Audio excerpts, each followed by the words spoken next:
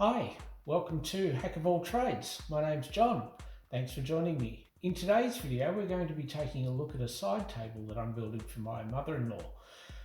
While I've built many tables out of slabs before, as you can see with this one here, this will be the first time that I've used epoxy resin to create a river effect down the middle of the table. So I'm sure I'll make a few mistakes and all that, but hang around and we'll see how it turns out. So the timber that I've got here is an offcut from a redgum slab. This was an offcut from a project that I did over 20 years ago now, and the offcut's just been sitting out in the shed in all that time. It's probably closer to 25 years actually. And I decided to put it to good use. I wanted to have a go at building a river table, and then my wife said that my mother-in-law needed a side table, and I thought, right, I've got the perfect project. So yeah, this is redgum. I'd previously gone and I built a router sled, and I used the router in the sled to just go over and flatten this out, and then I sanded it roughly just to see what it was going to look like. As you can see, it's gorgeous timber. It's got a lot of figuring in it, so I'm really excited to see how this is all going to turn out. So as I said, I'd never used epoxy resin before. I'm sure that I'm going to be learning a whole lot through this exercise, and I'm going to be making a whole lot of mistakes. But just to put my own mind at ease, I built up a few small moulds last week, and I poured a few bits of resin with varying amounts of pearl pigment in them, just to see what I could learn from that, and I learnt a lot. First of all, I learnt that in this sample I didn't use enough pigment in there. So that sort of gave me a guide as to how much I needed to use. In this one I probably used the right amount, but it sort of clumped together, and now I've found out that what I need to do is to be constantly stirring it until the resin sets. That's probably a 16-hour to 24-hour process. The idea is that you stir it up every half an hour until the resin initially sets, in which case it'll be locked into place. So I'm hopefully going to be pouring this by this evening, and so within 24 hours that should all be done. So with this part of the wood, it's got this big split in there. I wasn't too worried about it splitting anymore. Like I said, it's been out in the shed for nearly 25 years now.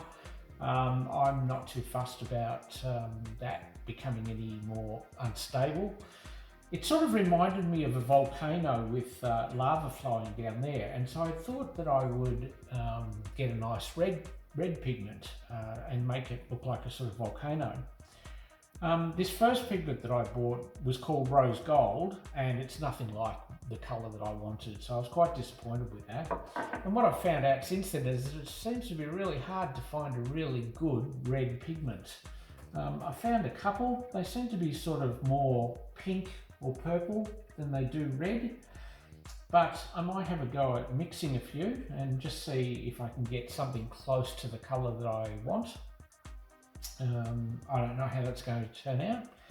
The other thing that I wanted to try is that down the middle here, I was going to pour it all in this lighter blue, but then in the down the centre is pour a line of this darker blue.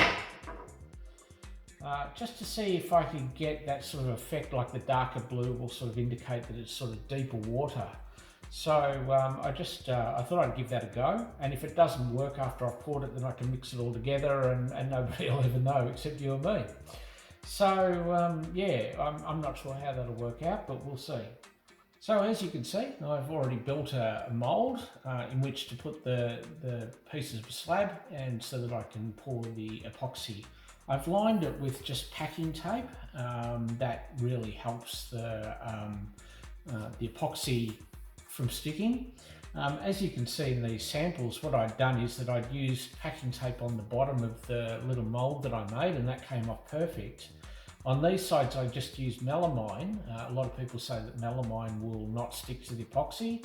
Well, in my little experiment, it did. So I just decided to go around and line the whole thing with packing tape, and then I've sealed up all of the edges with just plain old silicone, and that will stop the epoxy from leaking out.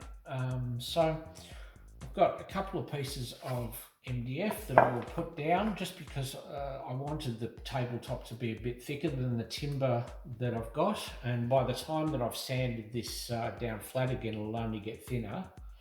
And what I'll do is that I'll actually attach this piece of MDF to the bottom here, and I'll seal up around the edges, and that will just stop the red resin that I pour in here from blending with the blue resin that's used for the rest of the table.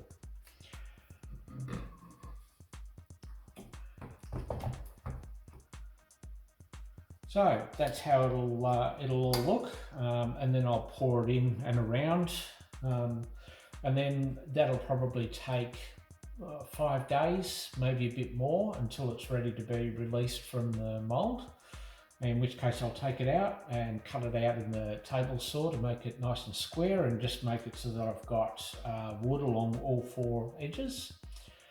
And yeah, so the next thing, as I said, is I'm going to just attach that piece of MDF to the bottom of this piece and seal it up with silicone. Then what I'm going to do is mix up a little bit of the epoxy resin and seal along these 2 edges here. These are quite porous edges, and if I don't seal them first, then they'll just be escaping a lot of air bubbles as the resin's drying, and I really want to try and avoid that. So I'll seal them up a bit first before I pour the resin. And we're back. So what I've done so far is that, as I said, I've screwed the piece of MDF to the back of this piece of timber, and I've just gone around the edge and sealed it with silicone. The main reason being that I just wanted to be able to fill this up with red epoxy without it bleeding into the blue that would be used for the rest of the pour. So that's all done, so that can go back into the mould. And the next thing I'm going to do is I'm going to mix up a little bit of the epoxy. So this is the epoxy that I've been using. I don't know if it's a good epoxy or a bad epoxy or somewhere in between. It's what I bought. We'll find out together whether or not it's going to be any good. Certainly in the pours that I've done so far, it's been okay. I've got no complaints at all. I do see some YouTubers complaining that over time that a lot of the epoxy is yellow, and I really don't know whether this is going to withstand the test of time or not. So you know, we'll find out in the end. But for now, this is what I'm going to go for. So we mix this up in a 2-to-1 ratio. So what I'm going to do is I'm going to mix up about 45 millilitres now, so 30 ml of one and 15 ml of the other.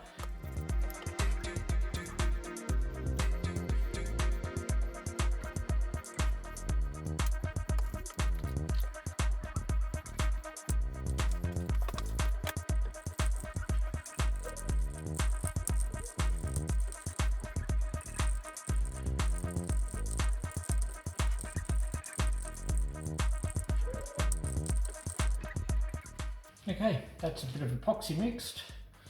I hope that's going to be enough. We'll just paint it on and see how far it goes.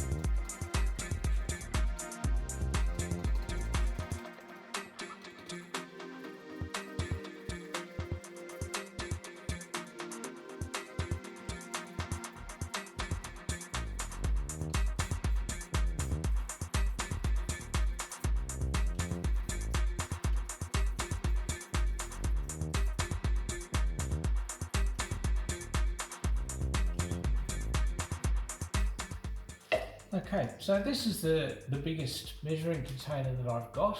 It's about 750 mil. I calculate I'm going to roughly need about 2.5 litres of epoxy to pour. So I'm going to have to mix up a few batches, so I just cut the bottoms of some soft drink bottles and yeah, we'll just pour it in there for storage and mix colour as we need them. Coincidentally, what I have left here is about 2.5 litres, so it's going to be close. I have got some more out in the garage if need be, but we'll see how we go with this first. So I'm just going to mix up a few batches of this and pour them into there after I finish mixing them, and then we'll mix some pigment in and see how we go. So as I said, I'm just mixing this in a 2-to-1 ratio, just using the graduations on the side of the measuring cup to measure it out.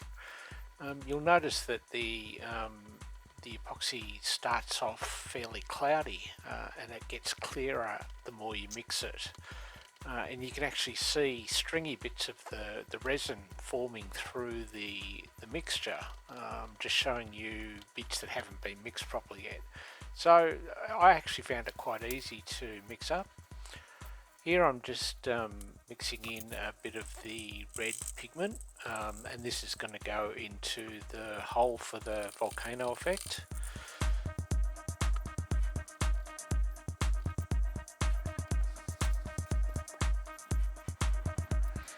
I apologise for the low quality of this clip and for the camera work in general. I'm pretty new to this YouTube lark, and I'm still learning, so I learned a lot from doing this video, and I'll try to do better in the next one.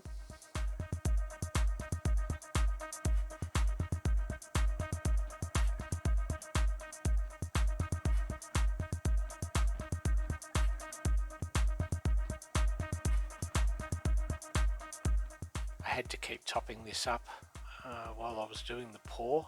There was a fair bit of air trapped in underneath where I'd put that piece of MDF. Now I'm just mixing up some of the blue pigment for the river itself. In retrospect, I think I used too much pigment. I was using about, I think it was about half a teaspoon for 500 ml, and I probably should have used maybe half that. I won't know until I've finalised the table, but as you'll see in one of the photos coming up, yeah, I really do think that I used too much.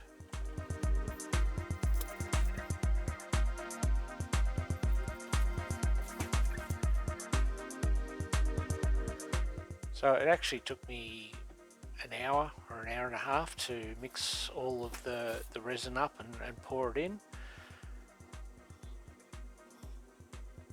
I put some bricks down to stop the wood from floating on the epoxy, which is a common problem from what I've read, but stupidly didn't adjust the camera position, and so now we get a nice view of that brick. It's a nice brick. I really wanted to see more of the river, so again, sorry about that. I really do need to lift my camera game. I finished doing the pour around 5 PM and I had expected it to take up to about 16 hours before I got that initial set in the resin. However, it had all set by about the 11-hour mark, so about 4 AM in the morning. I ended up staying up all night just so that I could stir it every half an hour and just mix up that pigment, and in the following photos you'll see just varying stages of that throughout the night. However, I ran into a problem, and you'll see in the last photo that I took, and this is how it ended up. The pigment, or rather the pearl in the pigment, had all clumped together, and even after I was stirring it, and even when it was really thick and just on the verge of setting, it still wanted to clump. So this is what it ended up like. So in the end, I was a little bit disappointed with the end result. I would have liked it to have stayed like one of the previous photos. However, maybe after we finish finishing off the top, we might be able to see a little bit more variation in that pearl. But as I said, I hadn't used pearl, I hadn't used any epoxy before this. This was my first pour, so it was, I guess, a bit too optimistic to expect it to turn out perfect first time. I certainly have learned a lot in doing this. Yeah, stick around for the next video, and we'll see how it turns out. I hope you enjoyed this video, and I appreciate you joining me for my little journey. It's been a big learning experience for me, and I've enjoyed it a lot. Yeah, thanks very much, and I'll see you next time. Bye for now.